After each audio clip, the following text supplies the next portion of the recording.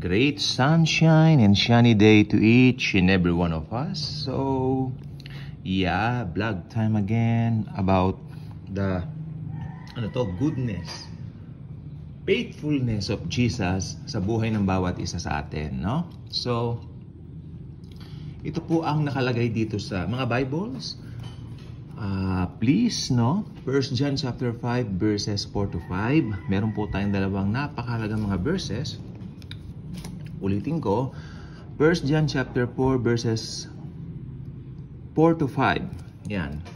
For whoever is born of God overcomes the world, our faith. For whoever is born of God overcomes the world, our faith. Who is he who overcomes the world? But he who believes that Jesus is the Son of God. Keyword po natin dito yung faith at saka yung believes, di ba? Nandyan po ang tinapos na gawa ng Panginoong Hesukristo. God of God siya, Diyos siya, naging tao siya. Pero, paano magiging epektibo yung ginawa niya sa krus ng Kalbaryo sa buhay ng isang tao? Yan ang maganda natin pag-usapan, no? Yes, nandyan na po siya kasi meron pong tinatawag na practice ngayon or aral na universalism. Hindi po totoo yun. Ang kanila pong tinuturan, ligtas daw lahat ng tao. Even without going to Jesus, even without going to the cross, ligtas na raw ang tao. That's a big lie from the pit of hell. Hindi bababa ang Panginoong Jesucristo rito kung ganun lang ang konsepto na kanyang nasa isip. Ang kanya pong nasa isipan ay tulad nung kay Moises. Nung natatandaan po ninyo, natuklaw ng mga ahas yung mga tao.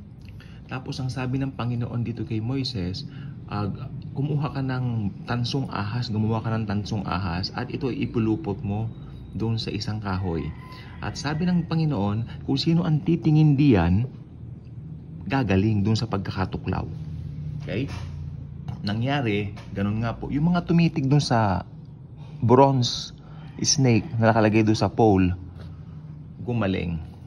Yung mga hindi tumingin, napahamak po sila. So, ganyan lang po kasimple. Old Testament pa lang po yan, ha.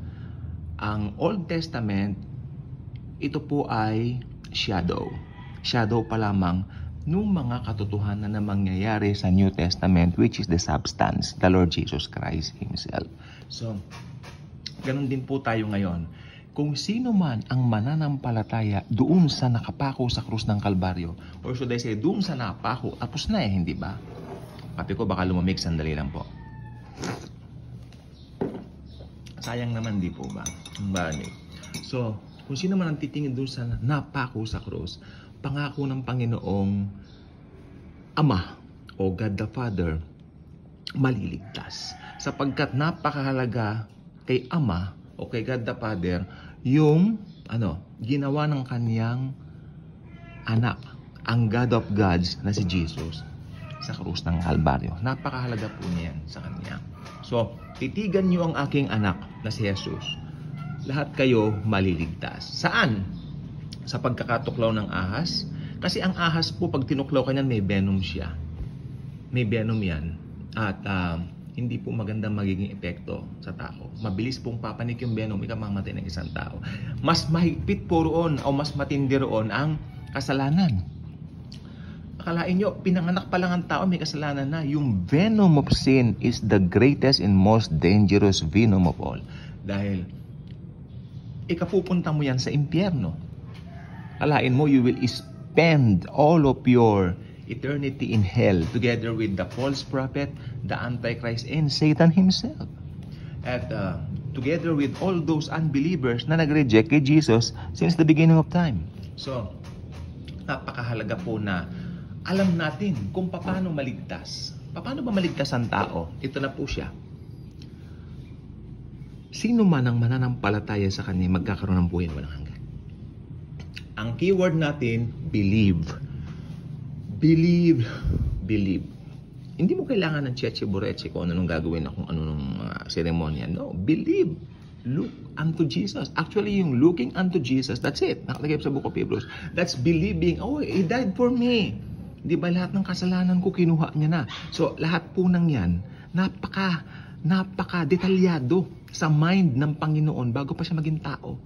Alam niya ang maniniwala sa Kanya, surely, magkakaroon ng buhay na walang hanggan. So, it's up to you.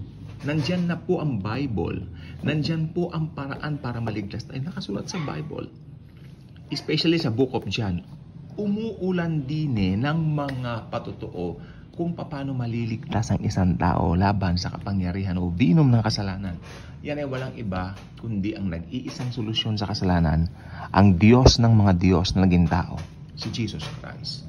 Dahil, kalain po ninyo, dugo ng Diyos ang nabubuo doon.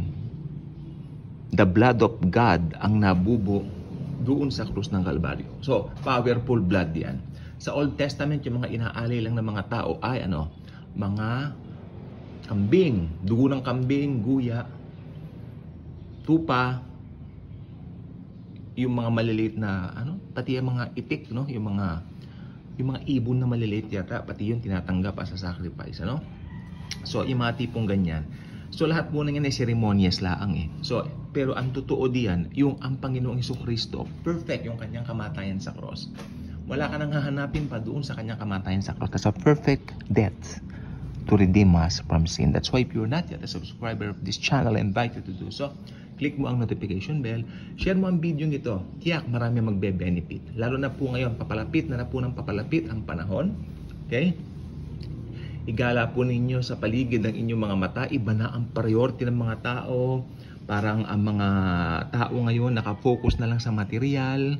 Parang pag magsasalita ka ng mga bagay na spiritual sa kanila about Jesus, hearing the words of Jesus, mga ganyan, sila po ay parang tumatawa. Parang they don't take it seriously. Pero tayo mga Kristiyano, ma-open ba tayo dito? Hindi po. Ipag-pray po natin sila. So, subscribe, click mo ang notification bell, share this video. Marami magbe-benefit. Promise. Thank you. And as always and forever, Jesus truly loves us all.